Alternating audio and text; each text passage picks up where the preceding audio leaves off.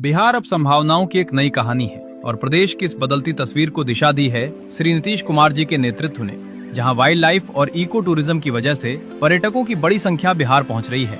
सबसे पहले चलिए पश्चिम चंपारण के वाल्मीकि टाइगर रिजर्व। करीब 901 वर्ग किलोमीटर में फैला ये क्षेत्र न केवल बंगाल टाइगर, तेंदुआ और भालू का घर है, बल्कि 250 से अधिक पक्षियों की प्रजातियों के साथ जैव विविधता का जीवंत उदाहरण भी प्रस्तुत करता है। इसी तरह भागलपुर के विक्रमशिला गांगे डॉल्फिन अभ्यारण्य के लगभग 60 किलोमीटर के दायरे में गांगे डॉल्फिन गंगा नदी में अटखेलियां करती दिख जाती है और पर्यटकों को प्रकृति के करीब आने का अनूठा अनुभव मिलता है।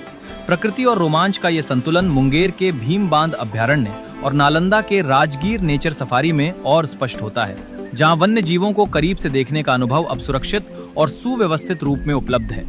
राजगीर का ग्लास स्काई वॉक इस अनुभव को एक नई ऊंचाई प्रदान करता है, जहां रोमांच और प्राकृतिक सौंदर्य साथ साथ महसूस होते हैं।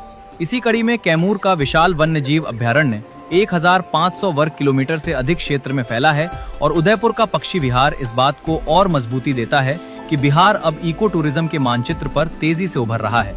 ये बदलाव केवल प्राकृतिक स्थलों तक सीमित नहीं है। बेहतर सड़क संपर्क, सुरक्षित सफारी, प्रशिक्षित गाइड और ठहरने की आधुनिक सुविधाओं ने इको टूरिज्म को एक बेहतर व्यवस्था में बदल दिया है। यही कारण है कि जहां एक ओर पर्यटकों की संख्या लगातार बढ़ रही है, वहीं दूसरी ओर स्थानीय लोगों के लिए रोजगार के नए अवसर भी सृजित हो रहे हैं और साथ ही वन्य जीव संरक्षण को भी मजबूती मिल रही है। आज का बिहार प्रकृति, विकास और अवसरों का संतुलित संगम बन चुका है और यही वजह है कि ये बदलाव सिर्फ दिखाई नहीं देता, बल्कि हर अनुभव में महसूस भी होता है। बिहार अब वाइल्ड लाइफ टूरिज्म के क्षेत्र में एक नई पहचान गढ़ रहा है।